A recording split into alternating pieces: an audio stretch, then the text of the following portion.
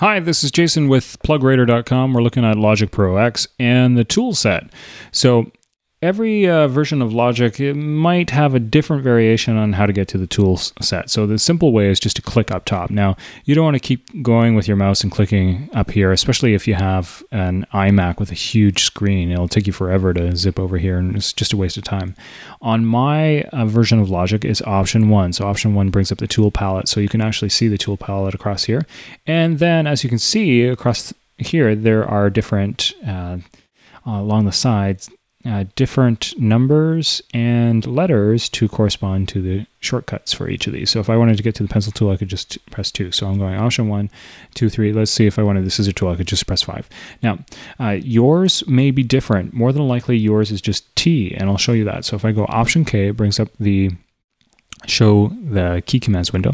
And if you type in tool, you'll see that it'll say show tool menu, and mine says Option 1. Yours more than likely says T.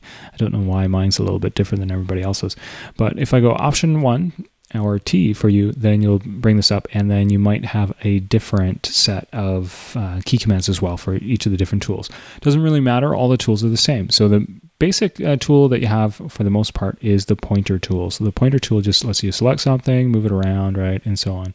And you can see each of those. So I'm just going to undo that.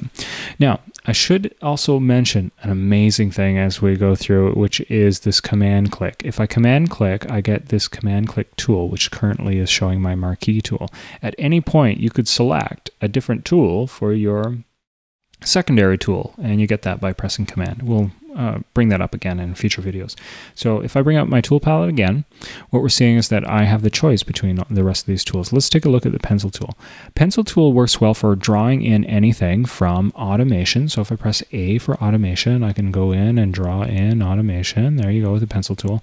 The issue that we have in Logic is that it doesn't automatically go back and select your first tool for you. So then you have to go back and deselect pencil tool in order to get out of it to move back to something else. So there's your pencil tool.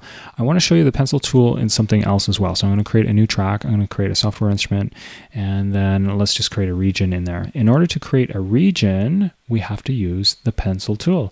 So there you go. I bring out the tool palette, go to the pencil tool, and create that region. I'm going to zoom in so you can see it. There's a region. I'm going to go Command 4 to bring that up. And there I can use the Command key, which is set up as the pencil tool again, as my secondary tool. There's that secondary tool coming up again. So notice no mouse clicking around, and I've got this first tool. I'm just going to move over to mouse pose so that you guys can actually see this. So there we go. And then as soon as I go press Command, I'm going to get this secondary tool, right? And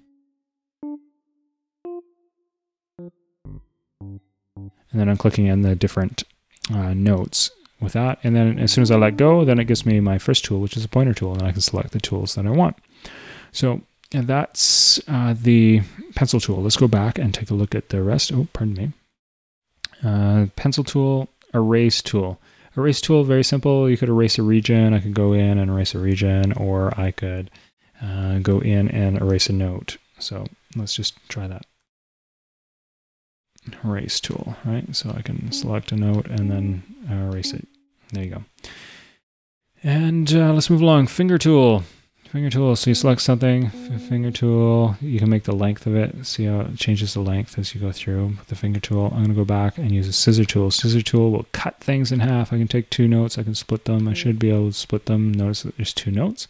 I'm going to close that window, and I'm going to go in and show you that over here. I can take a region. I'm going to go back to my tool palette. Use a scissor tool, split that region apart, and then you can see that it is split apart. 2 regions.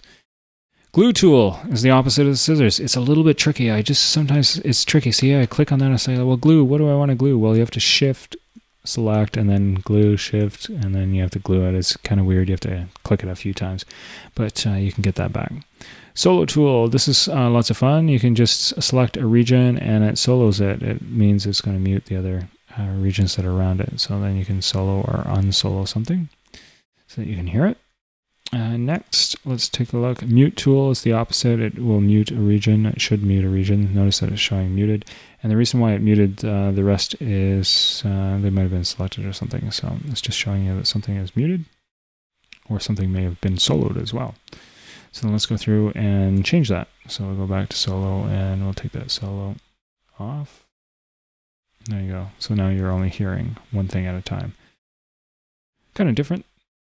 Zoom tool. So I'm going to go back out. I'm going to get a brand new arrange window. Here we go. Let's make it nice and big so we can see. This is our main page. I'm going to select all, press Z, so the zoom all.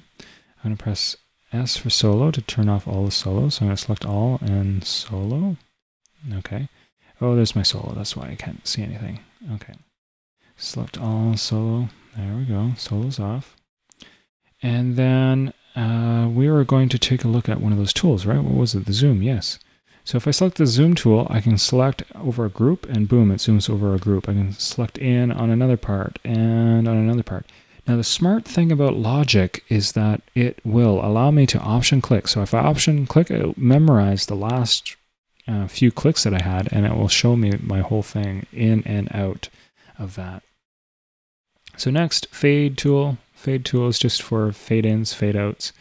Let's see if we can get it to work on there. You'd have to zoom in order to see that. So why not use our zoom tool to do so? Let's just, did I get it? Yeah, zoom, yeah, that's good. So zoom, oops, undo.